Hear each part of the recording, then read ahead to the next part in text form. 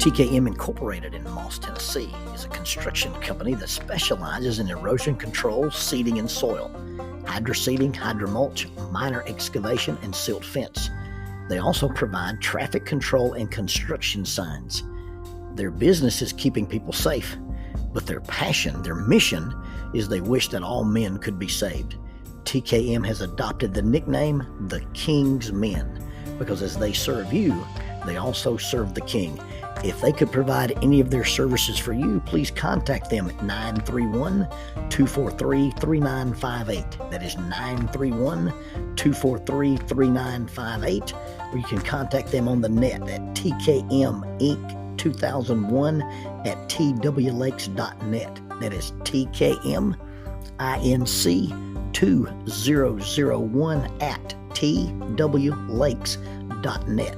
TKM Incorporated is a sponsor of Keeping Up with Jones, the Lonnie Jones podcast adventure.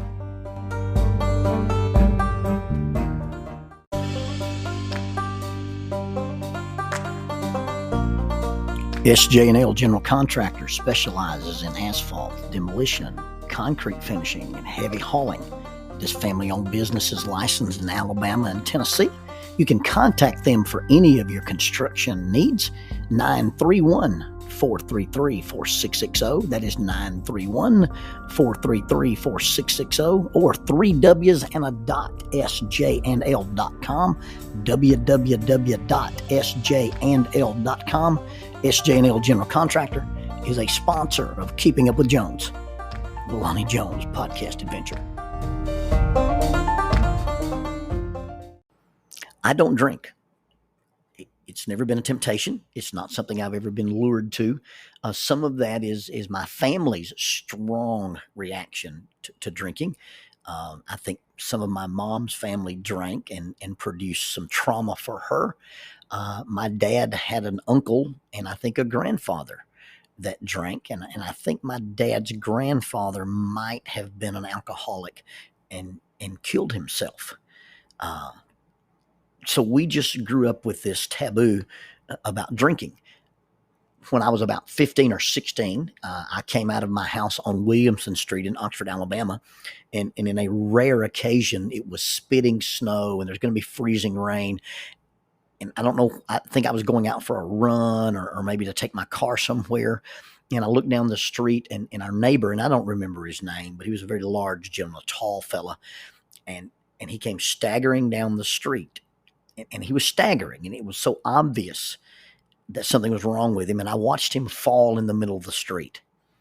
And I ran down to him on the slick pavement, and he got a gash in his head, and it was spitting snow. And I remember thinking, if you leave him out here, he will freeze to death tonight. And as a boy, I struggled to get this gentleman on my shoulders. And he was tall. He was well over 6 foot tall. In high school, I was 5 foot even. I grew 4 inches in college to the towering height that I am at 5'4". But I remember putting this grown man on my shoulders and struggling on the icy street and through his yard. And he was so tall that his hands and his feet drug the ground, even though he was on my shoulders. And I climbed up on his back stoop and opened the door and laid him in his kitchen so he would not freeze to death. And that eliminated any thoughts I ever had about wanting to be a person who drank or a person who got drunk. Now, the Bible clearly condemns drunkenness, and it's kind of other people have open interpretations on whether or not, a Christian can drink socially or whatever. I don't, and I never have. The one way to guarantee that you never get drunk is just not to drink.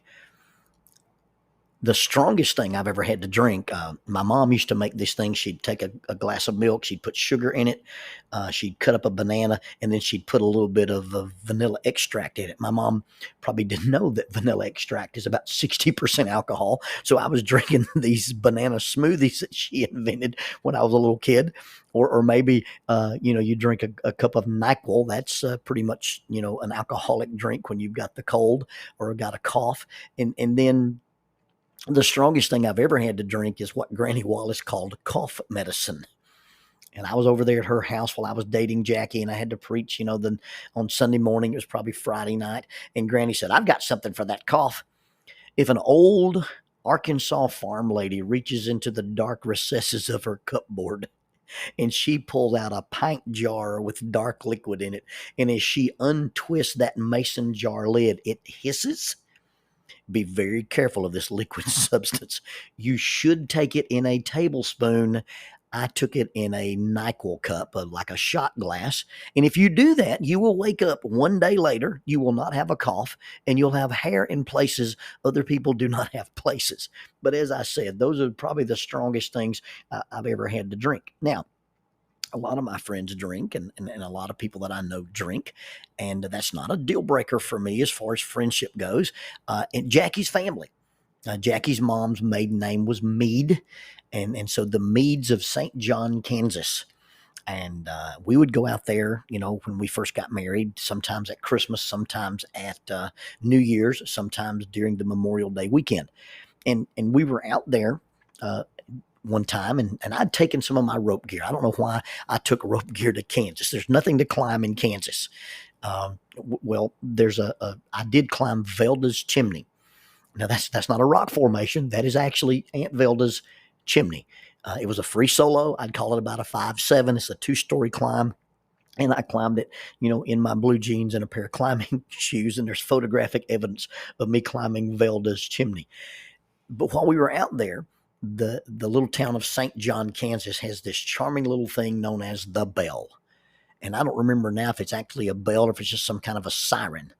But at noon and around 5 or 6 o'clock, this thing would go off. So we're out here, enjoying family fun and sitting in the yard and playing games and people sitting around, grilling out. And then this disruptive, horrendous noise would erupt. I grew up in Oxford, Alabama, and one of the local churches had a bell tower. And in their belfry, they had these mechanical bells. And on Sunday mornings, they would play these beautiful renditions of the tunes of some of the things I recognized from the hymnal at church.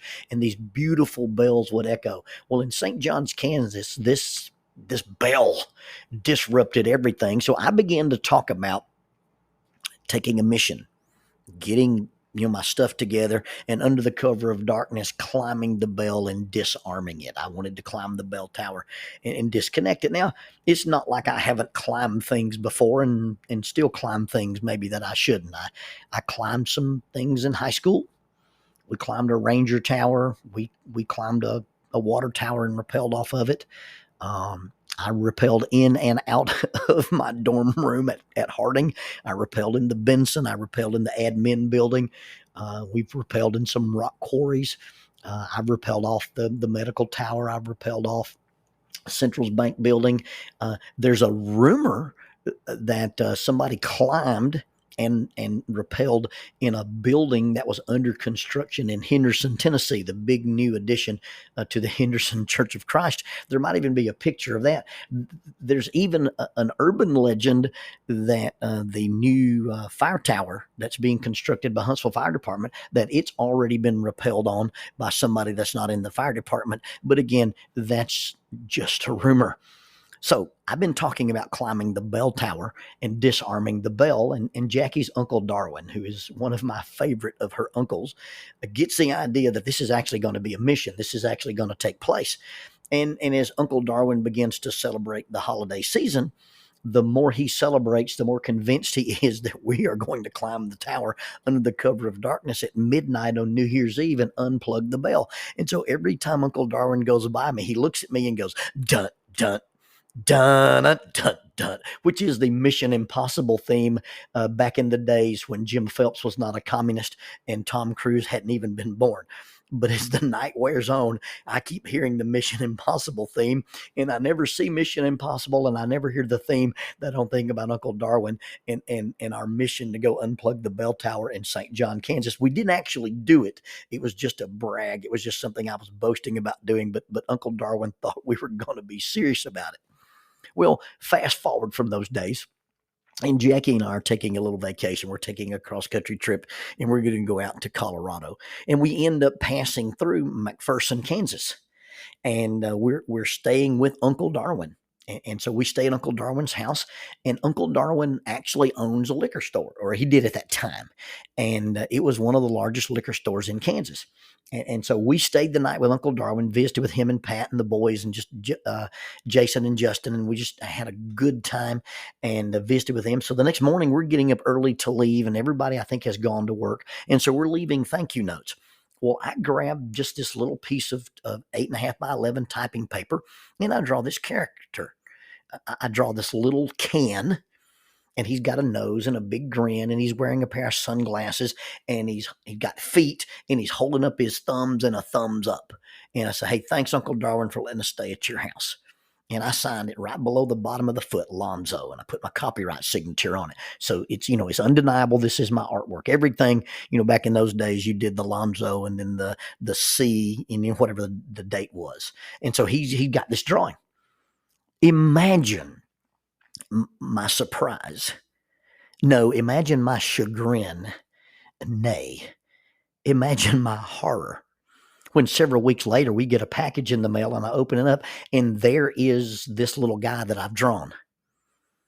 And he's in 4 colors, and he's on a t-shirt, and it says Mead's Retail Liquor. And the note says, hey, I ordered 400 of these shirts, and I've got 2 or 3 billboards with this guy on it. I'm a full-time, employed by the church, quote unquote, ordained minister. And I am now the graphic artist for the largest liquor store in Kansas. Oh, my aching back. Can you imagine? I've still got the shirt. Now, I've never worn it, but, the fact that Uncle Darwin thought it was a cool design and used it for his business, he called him the smart guy and had him printed on shirts and billboards and flyers. And I've still got the shirt. I don't wear it, but I became the advertiser for the largest liquor store in Kansas. On another occasion, I got an artwork shock. We had gone into Guntersville, Alabama to play the Guntersville Wildcats in volleyball. My daughter played for Madison County High School. And so we walked up to the gym, and as we were standing there, there's that little girl who's like the money changer in the temple. And you can't get in to see your own child play volleyball unless you give up the taxes. And so they tell me it's going to cost me $2 to watch my own daughter play volleyball. Now, it's not enough that, I bought her uniform, I bought her clothes, I bought her knee pads, I sold ads, I worked the concession stand, I call lines in the gym. I've driven her down here and some of the other players in our car. I've still got to pay $2 to watch my daughter play volleyball. So we pay the fee. I go inside and I'm sitting around, and I start noticing Guntersville t-shirts. And instead of having Wildcats on them, they just have cats. In the middle of the A, where the little spot supposed to be out at the top of the A, is a round volleyball. In the open spot below the A, where the 2 legs are supposed to be, is the silhouette of a girl setting a volleyball. And I keep looking at these shirts, and I go, I think that looks familiar. I think I recognize the silhouette of that girl. I think I recognize that artwork. I think that's Shauna Brown on that t-shirt. Shauna Brown was a student in our youth group, and she had a very successful volleyball career, both as a player, a college player, and as a coach. And so I go back out to the concession stand where the little girl who stole my money was at, and I said, ma'am, I'm going to need my $2 back. And she said, what do you mean you're going to need your $2 back? I said, well, you charged me $2 for being in here, and you're guilty of copyright infringement. She said, I'm sorry, what are you talking about? I said, every t-shirt you've sold with cats on it has my artwork on it, and you don't have my permission to use it. So I either need my $2 back or all the t-shirts in this gym to be in my possession because you violated this copyright. Well, now she's turning ashen white, and I go, look, I'm just kidding. I recognize my artwork on your t-shirts. I'm interested in how that got there. Well, she begins to talk around, and one of the other girls says, hey, my sister played volleyball for Rocket City Volleyball Club, and that particular design was on one of their shirts, and we just copied that design and used it for the A in cats. I said, well, I drew that, and the girl in the middle of the design is named Shauna Brown, and that's my artwork. and I'm glad you guys are using it. This was a fun conversation to have. I'm not mad. I'm not upset. I'm not, actually serious about copyright infringement. But it's really interesting to see your artwork show up in a place that you didn't expect it to be, both in the liquor store in Kansas and now at Gunnersville High School on their Cats T-shirt. If you design something and someone misuses it, if you design something and it shows up in places that it's not meant to be, or it's even used for purposes that it wasn't designed for, when the creator designs something and it's misused, or the creator, is misrepresented, the creator might have a problem with it. The creator might be upset, or at the least be hurt or disappointed. You see, that's called a copyright. And in the most simple terms you can use, it is whether or not you have the right to use the copy this way, or you have the right to copy it. We are copyrighted. We're made with an intentional design. God is quoted in the book of Genesis as saying, "Let us make man in our own image." We are made in a specific image, a reflection, if you will, of God and the Spirit and the Son. We are made for a specific purpose. Solomon says, "Let us hear the conclusion of the whole matter, to fear God and keep his commandments, for this is the whole of man." The Apostle Paul would say we are to glorify God in our bodies. There's a copyright on life, how it should be lived and how it should be used. There's a copyright on the sanctity of life, and when it begins, and who has the authority to end it. There's a copyright on the concept of marriage. There's a copyright on marriage itself. God designed it and has parameters for who it belongs to. There's a copyright on sexuality and the parameters under which our sexuality is to be defined or to be used. The Creator owns the copyright. And the Creator gets to tell the copy what is wrong or what is right. The clay lump doesn't look at the potter and say, "Hey, why'd you make me this way?" The thing that is made does not get to debate the purpose for which it was made. And as the thing designed, it should be our goal not to misuse and not to misrepresent, but rather to fulfill the purpose and the intent of our design, as well as the purpose and the intent of our designer.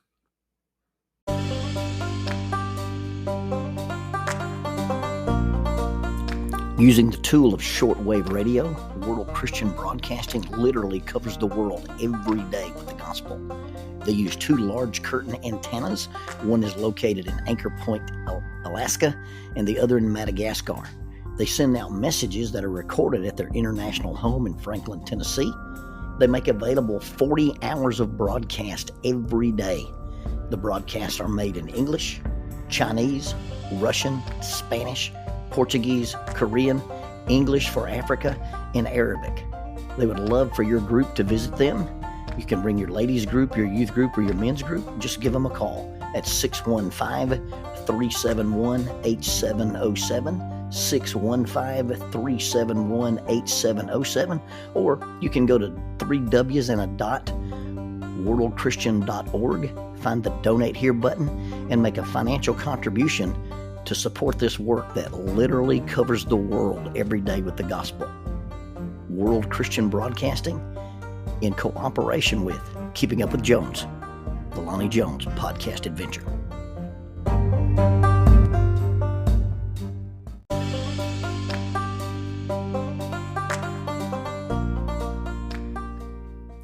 Keeping Up with Jones, the Lonnie Jones podcast adventure, is sponsored by us.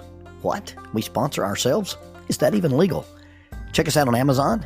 You can have access to the titles of Pedagogue, the youth ministry book by Lonnie Jones; Cognitive Spiritual Development, a Christ-centered approach to spiritual self-esteem; Grappling with Life, Controlling Your Inside Space, a small essay using the principles of Brazilian Jiu-Jitsu to talk about psychological and emotional self-defense. If I Were a Mouse, a children's book written and illustrated by Lonnie Jones. And then The Selfish Reel, a very short story about a decision. Also, you can check out our YouTube channel to see archived lessons and presentations from across the country, some videos with rope tricks and knots. Don't forget to visit the Facebook page 550 Guys to learn about the little rope men that we make and that we invented and that we make. And then be sure to click like, subscribe, and share. This is Keeping Up with Jones, the Lonnie Jones podcast adventure.